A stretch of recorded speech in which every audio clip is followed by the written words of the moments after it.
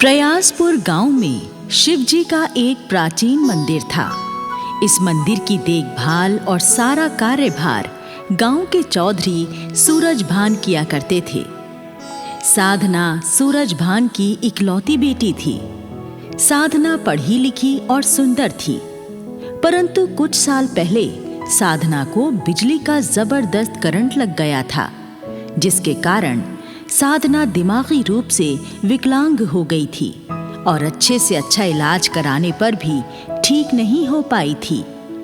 साधना अब एक अर्ध पागल लड़की बनकर रह गई थी। विक्रम सूरजभान की बहन का बेटा था, जिसे सूरजभान ने गोद ले रखा था। लेकिन विक्रम बड़ा ही दुष्ट और लफंगा था।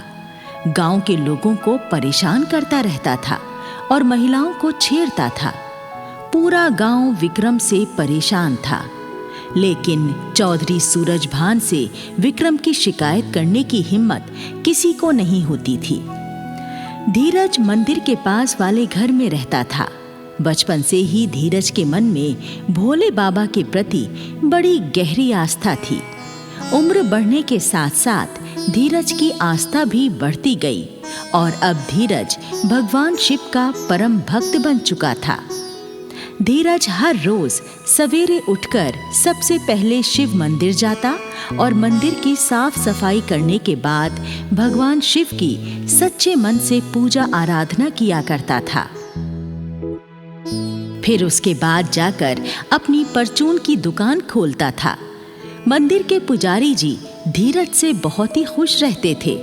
वो हमेशा ही धीरज की मंदिर सेवा देखकर कहते थे, बेटा धीरज, तुम भोलेनाथ की बड़ी सेवा करते हो।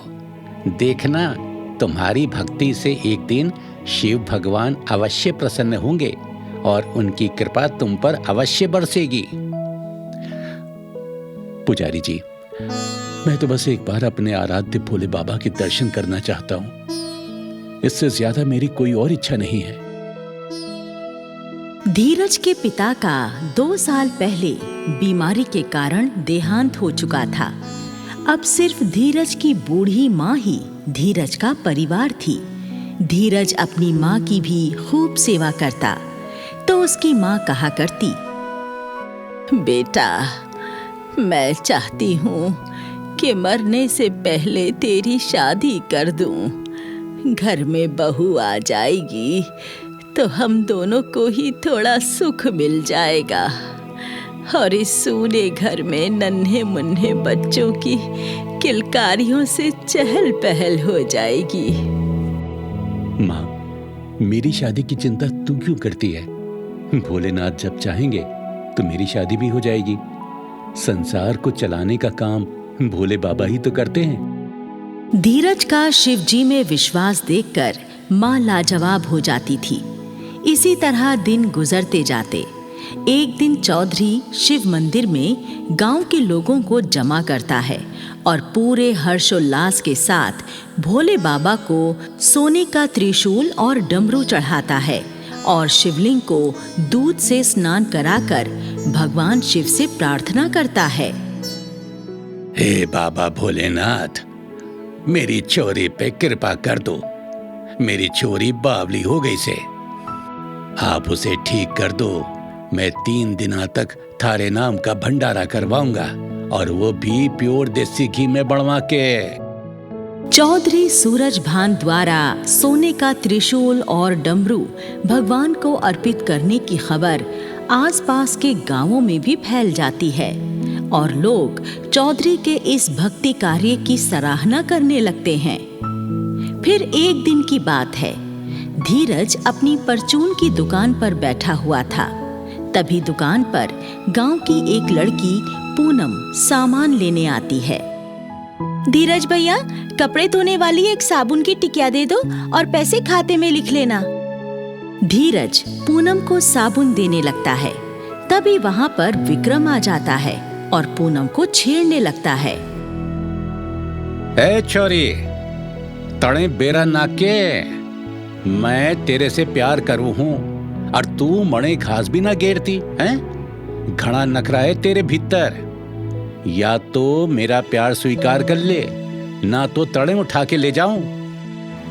अरे लफंगे, गांव की बहू बेटियों को तंग करते हुए तुझे शर्म नहीं आती?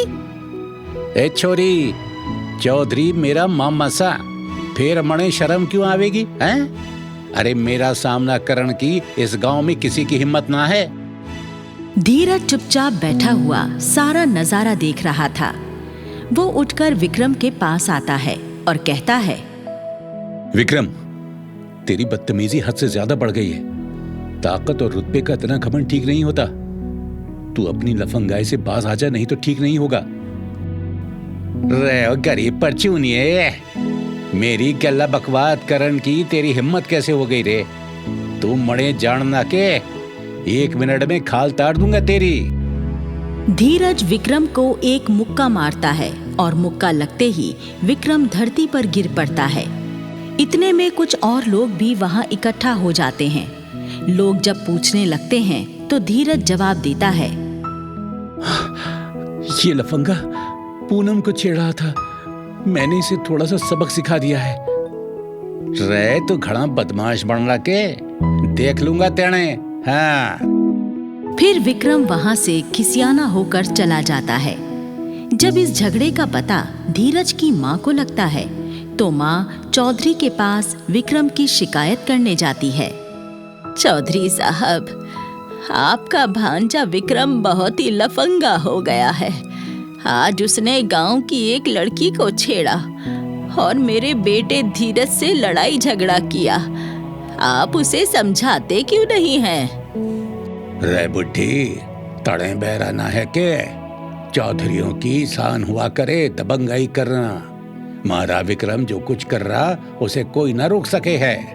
तू जाके अपने छोरे ने समझा दे।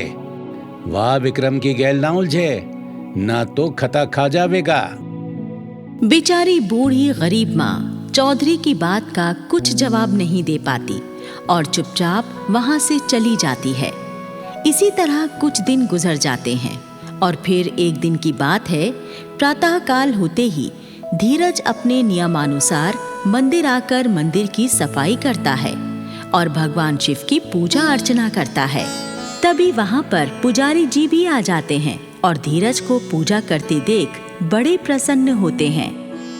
शिव शिव शिव शिव शिव, ये लड़का कितनी अंतरात्मा से भगवान की पूजा करता है। एक दिन इसकी भक्ति में शक्ति अवश्य उत्पन्न होगी। हाँ। ये कहकर पुजारी जी वहां से चले जाते हैं और थोड़ी देर बाद पूजा संपन्न करके धीरज मंदिर से चला जाता है और अपनी दुकान खोलकर बैठ जाता है। फिर जब पुजारी जी मंदिर में वापस आते हैं तो क्या देखते हैं कि शिवजी के त्रिशूल पर लटका हुआ सोने का वो डमरू गायब था जो चौधरी ने मंदिर में चढ़ाया था। पुजारी जी डमरू को गायब पाकर हड़बड़ा जाते हैं। अरे, भगवान जी का डमरू कहाँ गायब हो गया? लगता है डमरू चोरी हो गया है। मुझे तुरंत ये बात चौधरी साहब को बता देनी चाहिए, नहीं तो गजब हो जाएगा। चौधरी साहब, आपके द्वारा भगवान को चढ़ाया हुआ सोने का डमरू चोरी हो गया, गजब हो गया। अरे, किसकी हिम्मत हो गई हमारे मंदिर में चोरी करने की? रे विक्रम, जल्दी से गाड़ी निकाल, हमें मंदिर चलना से। तभी चौधरी की अर्ध पागल बेटी साधना भी वहां आ जाती है और कहती है, पिताजी, मैं भी थारे संग मंदिर चलूंगी। ठीक है बेटी, तू भी चल, आजा गाड़ी में बैठ ले। चौधरी सब लोगों के साथ गाड़ी में बैठकर मंदिर पहुंच जाता है। वहां धीरज और उसकी माँ के अलावा कुछ गांव वाले पहले से ही इकट्ठा थे। चौधरी सबसे पूछता है, रे मरने पता से चोरी तो किसी गांव के आदमी ने ही करी से, पर करी किसने है या भी मैं पता लगा ही लूंगा और फिर चोर को गोली से उड़ा दूंगा। अरे मामा जी, जो भी आदमी सबसे पहले मंदिर आया होगा ना, डमरू भी उसी ने ही चुराया होगा। हाँ, या बात तड़े ठीक कही से। बोल पुजारी, पहले मंदिर कौन आया था? तुम्हें कुछ पता है के? पुजारी के बोलने से पहले धीरज कहता है, चौधरी साहब, मैं हर रोज सबसे पहले मंदिर आता हूं, पर मैं चोर नहीं हूं। मैं भगवान का डमरू चुराने का पाप भला कैसे कर सकता हूं? रे बावली पूंछ, चोर चोरी करके कभी कबूल ना करता। डमरू की चोरी पक्कम पक्का तड़ई करी से। सच सच बोल दे, न तो गोली मार दूंगा तड़े। मने पूरा विश्वास है मामा जी, चोरी इसी हरामी ने करी से। नहीं नहीं, मेरा बेटा तो भोलेनाथ का परम भक्त है, ये भगवान का डमरू नहीं चुरा सकता। नहीं नहीं। धीरज अपने ऊपर चोरी का इल्जाम लगते देख भोले बाबा के सामने रोते हुए गिड़गिड़ाने लगता है। हे त्रिकालदर्शी भोलेनाथ, मेरी सहायता करो। मैंने सदा सच्चे मन से आपकी सेवा की है। अपने भक्त को इस चोरी के झूठे इल्जाम से बचा लो प्रभु, नहीं तो मैं आपके चरणों में अपना सर पटक पटक कर अपनी जान दे दूंगा प्रभु। और धीरज भगवान के चरणों में अपना सर पटकने लगता है। तभी साधना कहने लगती है, पिताजी पिताजी, मुझे पता है भगवान जी का डमरू किससे। डमरू हमारी हवेली में भूसे के ढेर में छुपा हुआ है। विक्रम भैया को मन ने डमरू छुपाते हुए देखा था। साधना की बात से विक्रम सटपटा जाता है।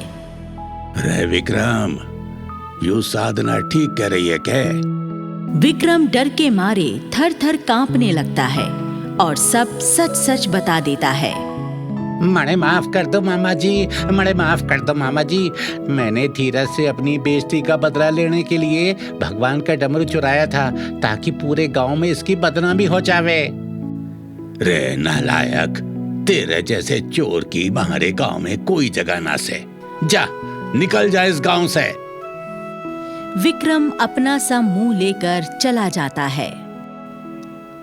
रे धीरज, तेरी भक्ति ने तो चमत्कार कर दिया। 1 मिनट में ही चोर को पकड़वा दिया। बेटे, भोलेनाथ से मेरी बेटी के लिए भी प्रार्थना कर दे। ये पता तेरी प्रार्थना सुन के भोलेनाथ मेरी चोरी पे भी कृपा कर दे। अरे यूं पहले की तरह ठीक हो जावे बस। साधना का हाथ पकड़कर धीरज भोलेनाथ के सामने हाथ जुड़वाकर बिठा देता है और खुद मन ही मन साधना के ठीक हो जाने की भोलेनाथ से प्रार्थना करता है। साधना पर भी भोलेनाथ की कृपा हो जाती है और साधना बिल्कुल ठीक हो जाती है। हाँ, पिताजी पिताजी, मैं ठीक हो गई पिताजी। अरे वाह, मेरी बेटी ठीक हो गई। जय हो भोले भंडारी की। हर हर महादेव, हर हर महादेव। आपने मेरे ऊपर घनी कृपा कर दी भगवान, मैं तो आज धन्य हो गया। चौधरी साहब, भगवान अपने हर भक्त की विनती सुनते हैं। बस विनती करने वाले का मन सच्चा होना चाहिए। चौधरी धीरज से बहुत ज्यादा खुश हो जाता है और अपनी बेटी साधना की शादी धीरज से करवा देता है। धीरज को अपना वारिस बना लेता है और धीरज हंसी खुशी जीवन गुजारने लगता है।